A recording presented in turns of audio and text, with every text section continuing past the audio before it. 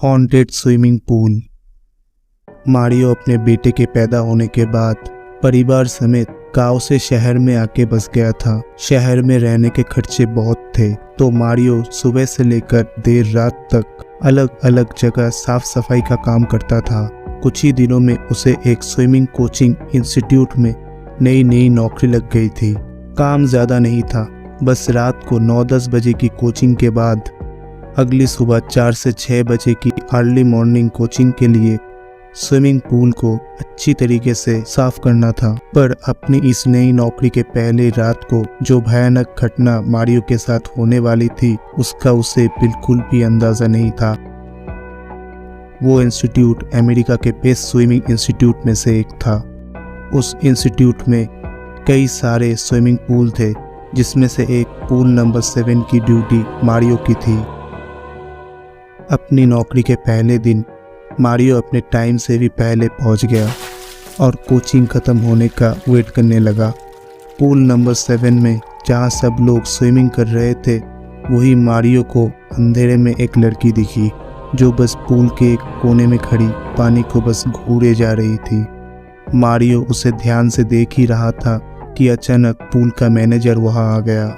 जब मारियो ने पलटकर उस लड़की की तरफ देखा तो वहां कोई नहीं था, बल्कि वो लड़की उस पूरे पूल एरिया में कहीं नहीं दिख रही थी। मारियो को उस लड़की का अचानक 2 सेकंड में वहां से गायब हो जाना बेहद अजीब लगा। वो कुछ और सोच पाता कि उससे पहले ही मैनेजर ने मारियो को काम समझाना शुरू कर दिया। कुछ देर में कोचिंग ख़त्म हो गई और मारियो ने पूल की सफाई करना शुरू कर दिया। रात के करीब 12 बज रहे थे और उसके अलावा उस पूल एरिया में और कोई भी नहीं था।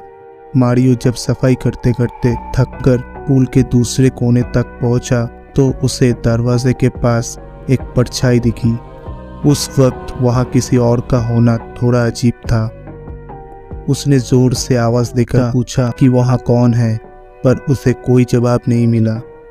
मारियो ने फिर से और जोर से आवाज लगाने लगा, कौन है वहां? जब उसे कोई जवाब नहीं आया तो वो अपना काम छोड़कर दरवाजे के पास जाने लगा। जैसे ही वो नजदीक पहुंचा, वही लड़की जिसने उसे कुछ देर पहले पूल के पास खड़े देखा था, दरवाजे के पीछे से निकलकर बाहर की ओर भागी।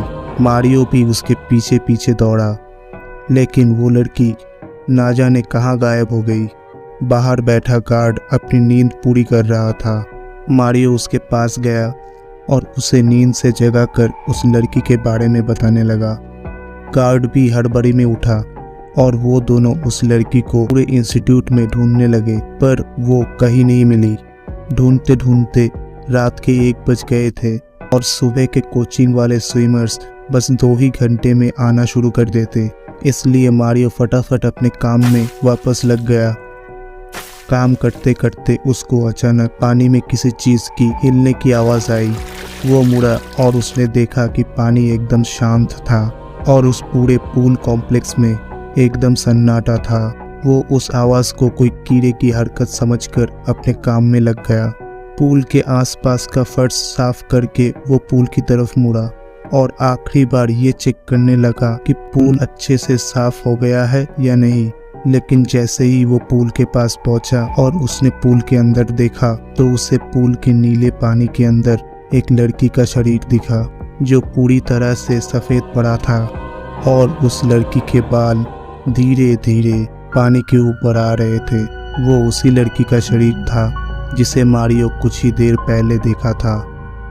मारियो बहुत ज़्यादा डर गया। उस लड़की की लाश ऊपर आ रही थी।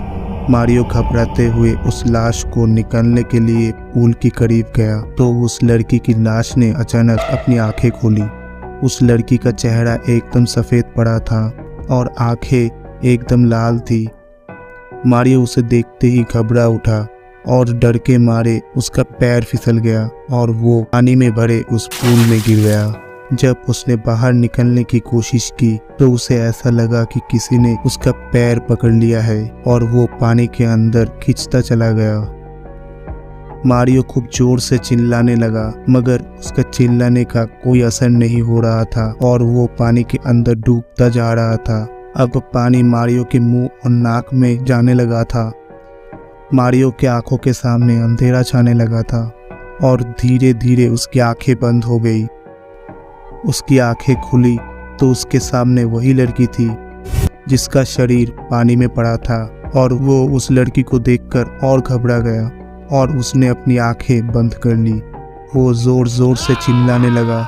कुछ देर बाद जब उसने वापस आंखें खोली तो उसे एहसास हुआ कि वहाँ सुबह की क्लास के लोग और वो सिक्योरिटी गार्ड खड़े थे और वो लड़की दूर दूर तक कहीं नहीं थी।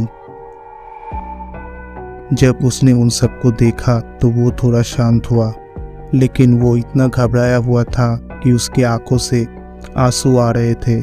जब उसने अपने साथ हुआ पूरा किस्सा बयां किया तो उसे एक लड़का एक किनारे में ले गया और उसने मारियो को कुछ ऐसी बात बताई जिसे सुनकर मारियो की रूह कांप उठी। उसे पता चला कि करीब साल भर पहले एक 19 साल की लड़की लिली इसी स्विमिंग पूल में डूबकर मर गई थी। लिली उस इंस्टीट्यूट की बेस्ट स्विमर थी और वो रोज पूल नंबर 7 में रात को प्रैक्टिस करने आती थी। उस इंस्टीट्यूट की एक स्टूडेंट ने जलन में आकर एक रात लिली के साथ शरारत करने के बहाने उसे डुबा दिया और वहां से चली गई। उस स्टूडेंट को ये नहीं पता था लिली को उस दिन पूल के अंदर जाते ही हार्ट अटैक आ गया था, जिसकी वजह से वो वहीं बेहोश हो गई और उसकी पानी में डूबने के कारण मौत हो गई थी। ये सब सुनकर मारियो की हालत बहुत खराब हो गई। उसके साथ जो कुछ भी हुआ था वो एक आत्मा ने किया था, ये सोचकर वो अंदर से घबरा चुका था। उस लड़की का चेहरा उसके दिमाग से निकल ही नहीं रहा था, इसलिए उसने अगले ही दिन वो नौकरी छोड़ दी। उस दिन के बाद मारियो के मन में पानी का डर बस चुका था। उसने पूल नंबर 7 वाली नौकरी तो छोड़ दी, लेकिन उस रात के सपने उसे आज तक सोने नहीं देते और शायद आज भी लिली की आत्मा पूल नंबर 7 में भटकती है। ऐसे ही डरावने हॉरर स्टोरी सुनने के लिए चैनल को सब्सक्राइब जरूर कीजिए।